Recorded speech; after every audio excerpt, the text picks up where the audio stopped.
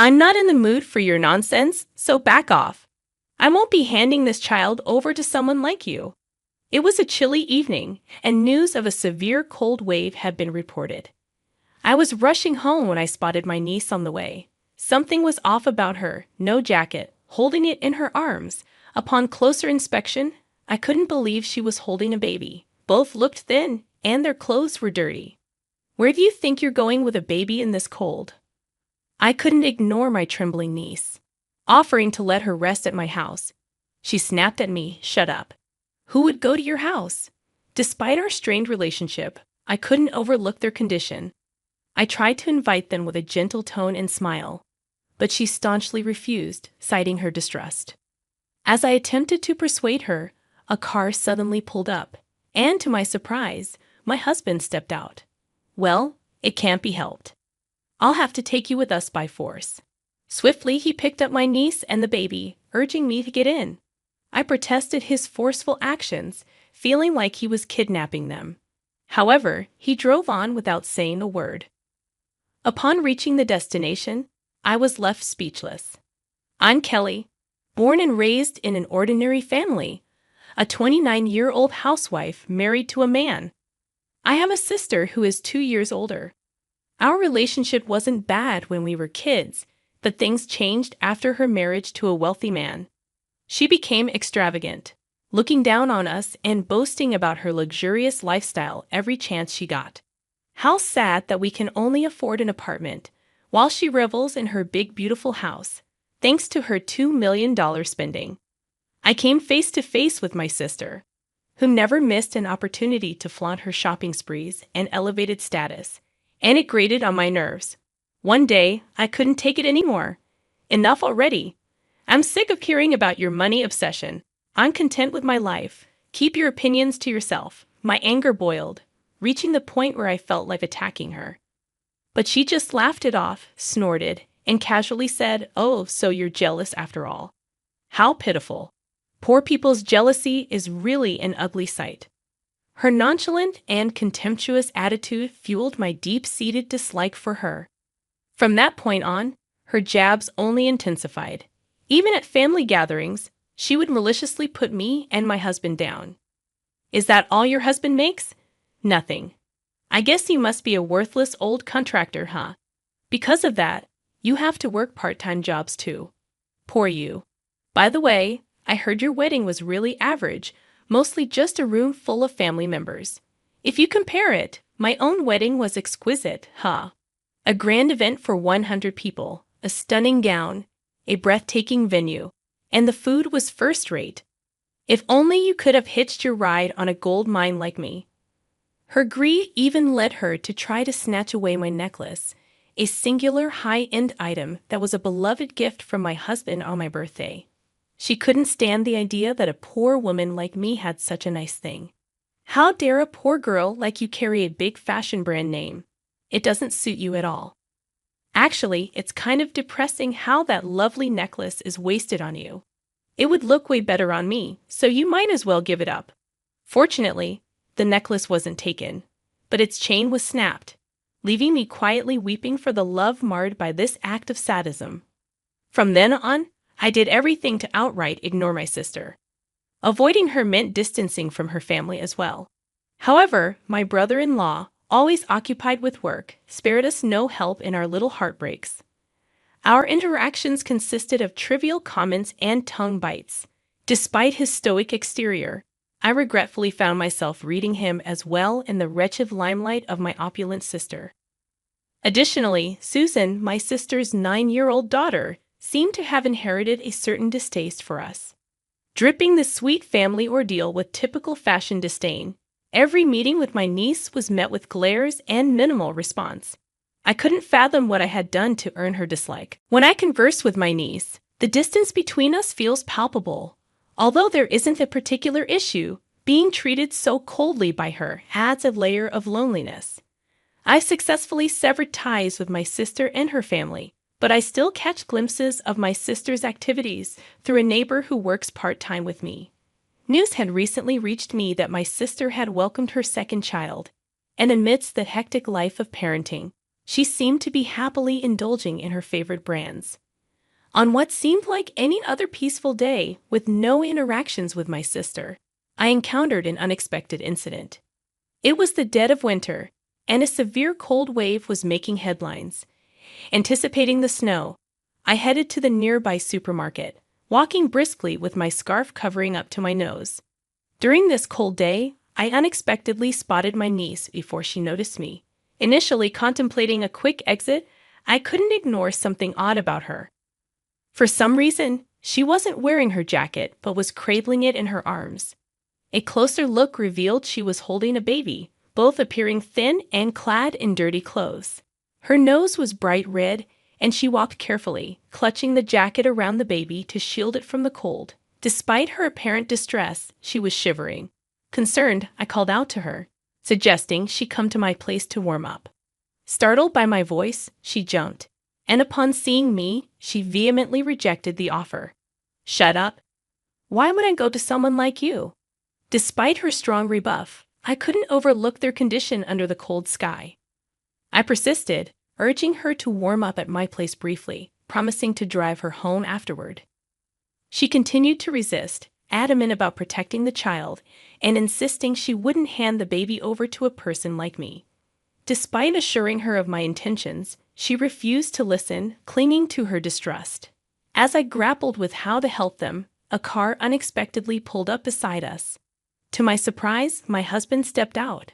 With a resigned tone, he declared, "Well, it can't be helped. I'll have to take you with us by force." Without delay, he picked up my niece and the baby, urging me to get into the car. As we drove away, he reassured my niece, "Just stay calm, and I won't do anything bad. Please don't thrash about." My niece, subdued by the sudden turn of events or perhaps my husband's stern demeanor, now behaved quietly, though she looked dangerously pale. In the car, my husband assured us he wouldn't do anything harmful as we rushed to the hospital, where a bewildered nurse took my niece and the baby, caught in the unexpected situation.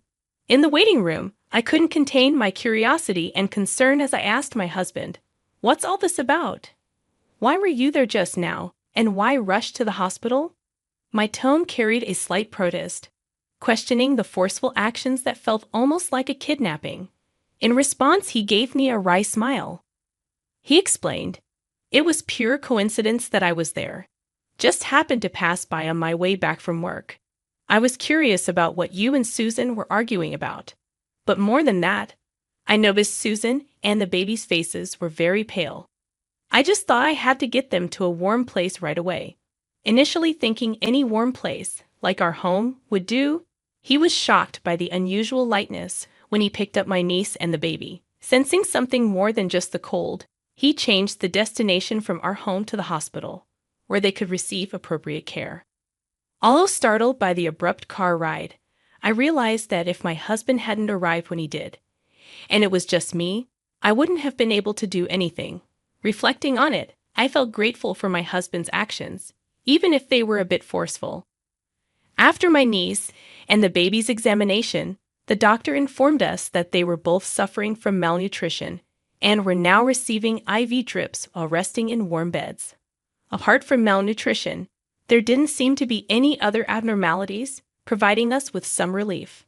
However, the doctor, suspecting potential abuse due to the circumstances, had already called the police about 10 minutes after the IV was finished, and Susan woke up.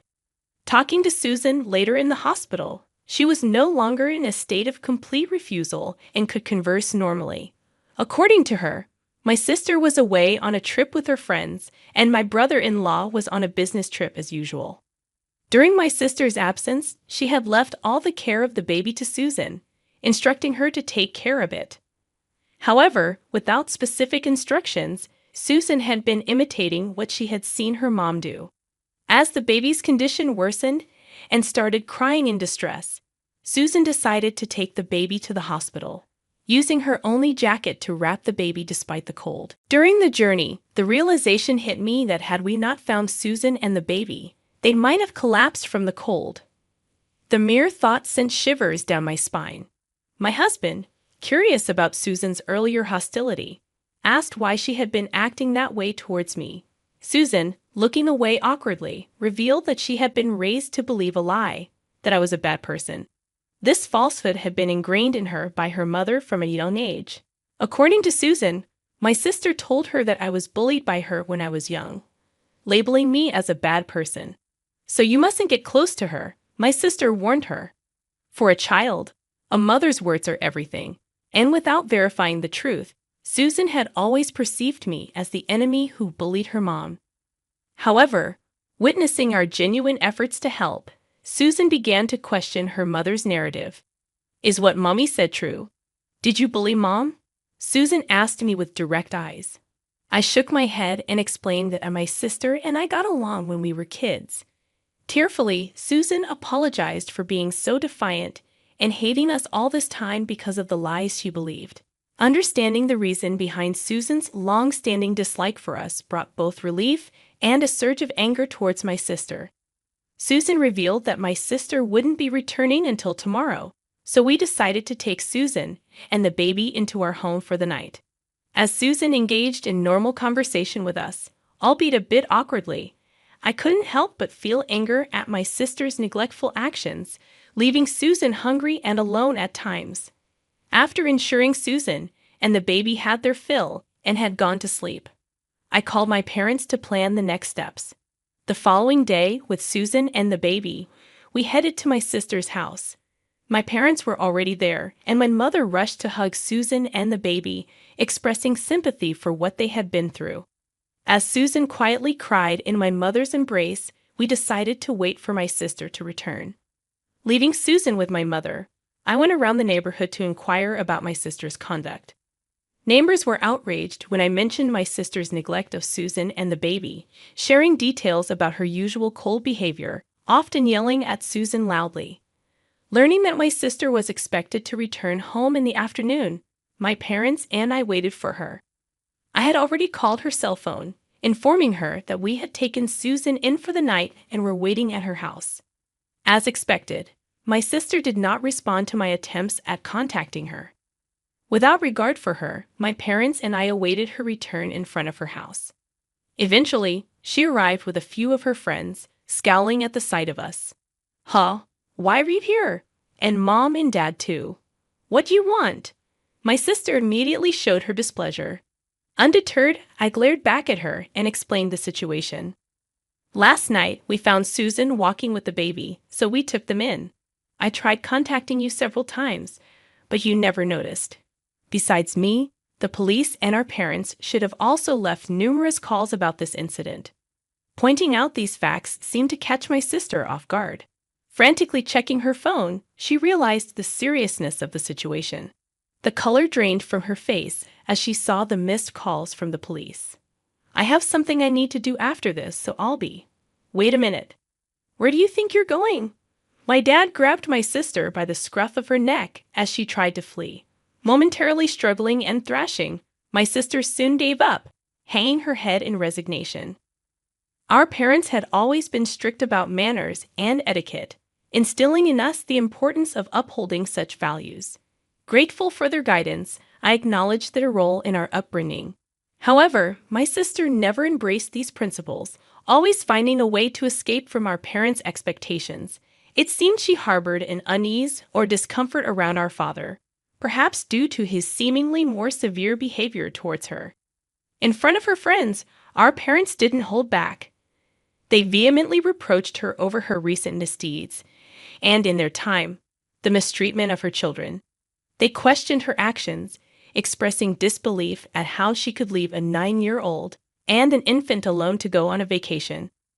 "How could you even think about leaving a 9-year-old and an infant alone to go on a vacation?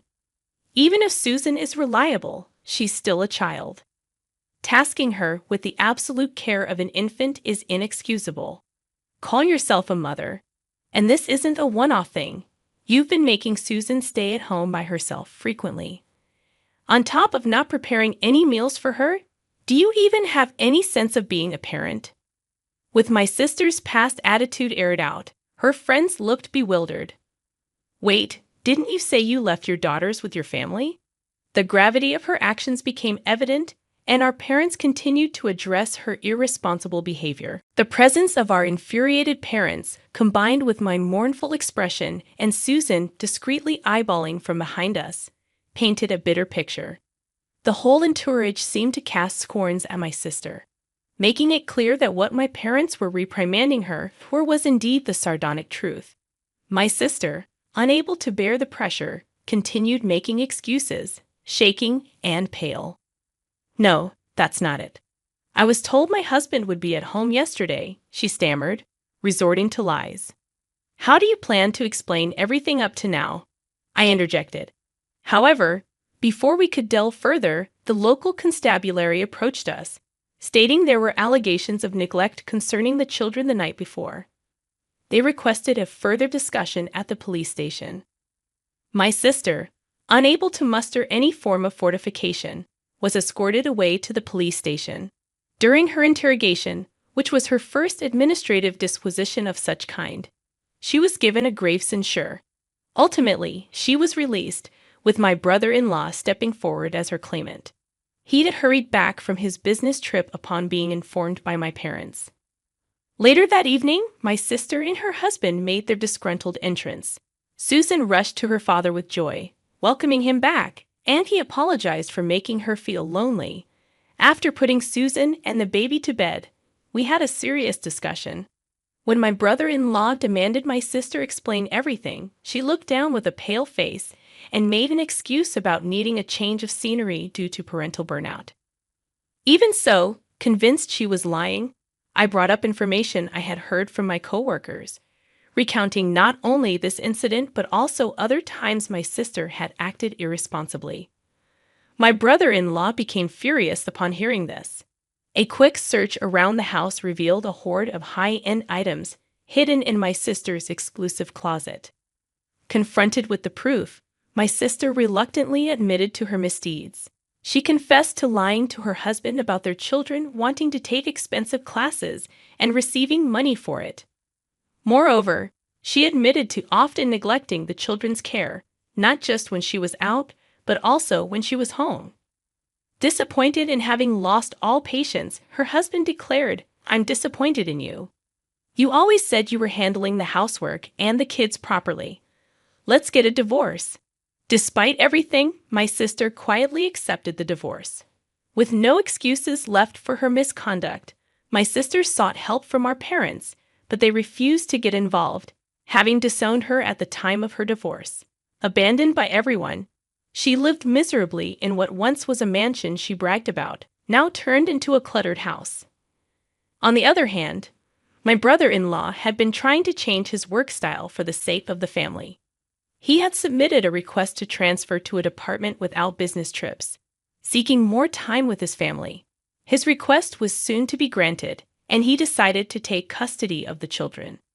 Our parents wholeheartedly agreed with this decision. Susan, delighted to be living with her dad, expressed her joy, saying, "I get to live with Daddy." My sister, with no one on her side, hung her head in defeat. After the divorce, my brother-in-law and Susan moved close to my house to make up for the lack of interaction. My husband and I occasionally played with Susan and her sibling. Since the incident, Susan had grown attached to us, so we often took care of her and the baby when my brother-in-law's work ran late. The baby was growing up healthy and at a cute stage, and we spent our days watching the children grow, living our lives filled with happiness.